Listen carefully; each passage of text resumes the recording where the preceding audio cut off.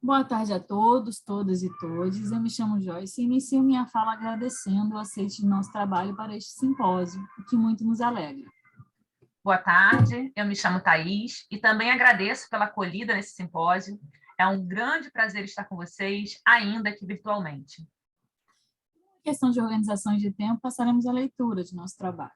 Com base na análise do discurso materialista, propomos analisar um vídeo publicado pelo Sindicato do Estabelecimento de Educação Básica do Rio de Janeiro em 2020, quando ocorria no município uma disputa política e judicial sobre a retomada das atividades presenciais nas escolas. O decreto sanitário do então governador Wilson Witzel, que estabelecia o isolamento social e suspendia as aulas presenciais por ocasião da pandemia de Covid-19, estava em vigor quando o então prefeito Marcelo Crivella anunciou seu plano de retomada voluntária das atividades. Em nossa análise, tomando o vídeo do Cinep como materialidade significante, trabalhamos na interseção das materialidades verbo-visual, considerando cada uma em sua incompletude, e na relação de contradição que estabelece uma com a outra.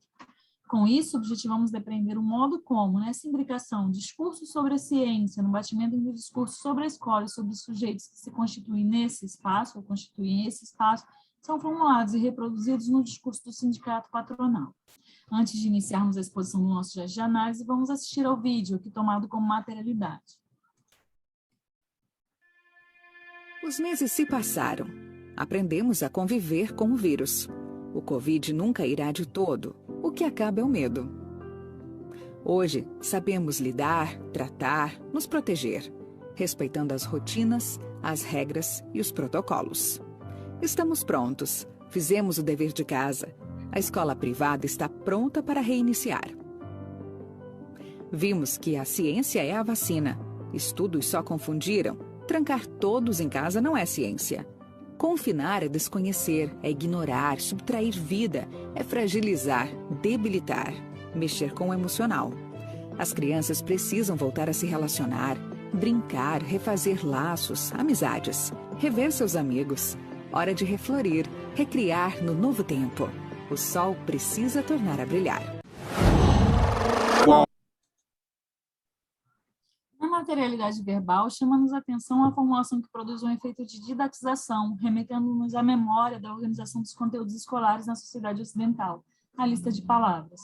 Ao listar os verbos no infinitivo, enunciados parafrásticos tomam corpo e projetam como equivalentes significantes tais quais confinar e subtrair vida.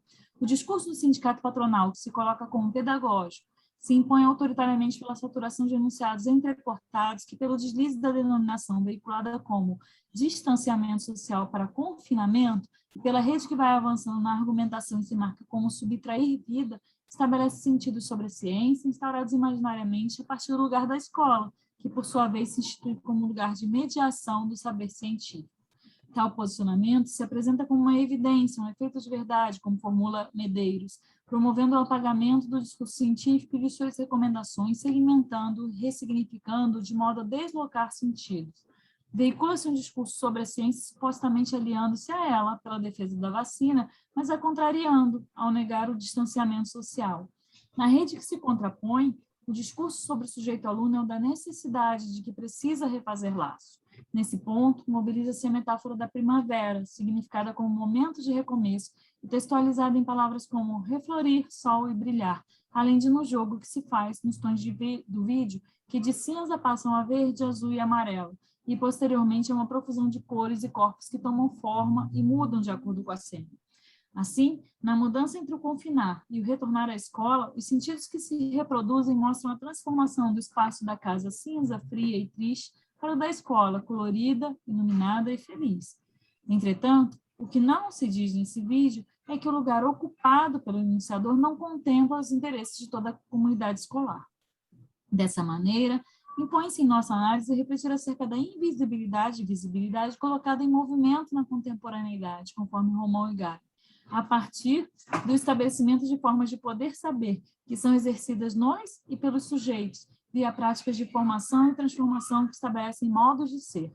Um sindicato propõe-se a representar uma coletividade. No caso em tela, essa coletividade é constituída pelos proprietários de escolas privadas do município do Rio de Janeiro, que se projetam no dizer por meio da expressão nominal a escola privada e pela desinência de primeira pessoa do plural, construções que produzem como efeito a generalização daquilo que se toma por escola privada, apagando as condições materiais de existência das diversas escolas dessa rede.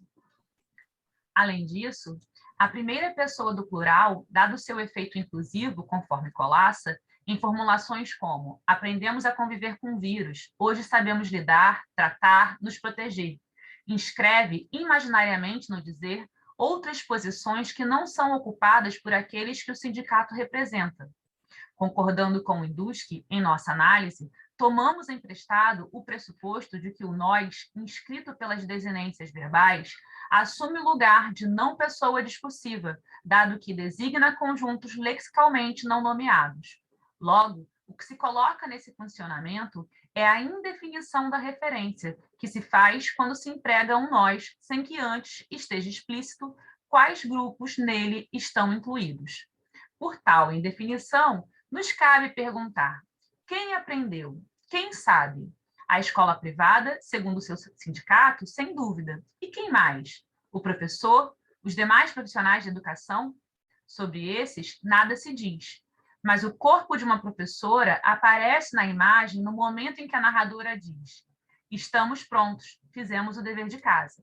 Não só fazendo funcionar a ilusão de que, sendo o professor parte da escola, todos os professores da rede identificam-se a esse posicionamento, mas também silenciando o posicionamento do Sindicato dos Professores das Escolas Privadas, que, à época da postagem do vídeo, havia deliberado em assembleia greve pela vida, bem como dos demais sujeitos na comunidade escolar.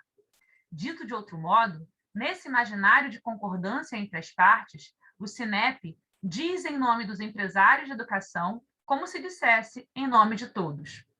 Mais adiante, defende-se que as crianças precisam voltar à escola, instituição que, por meio de paráfrases, é significada como espaço de socialização indispensável ao desenvolvimento infantil. Nessa rede parafrástica, certos sentidos se estabilizam, conforme Orlandi, fazendo esquecer que sentidos outros circulam sobre a escola, a significando, por exemplo, como lugar de grande transmissão do vírus. Vale ressaltar que, ao se dizer priorizar a necessidade dos alunos, projetam-se como interlocutores do vídeo institucional os responsáveis por alunos de escolas privadas, isto é, aqueles que, de um modo geral, pagam as mensalidades, movendo o mercado educacional.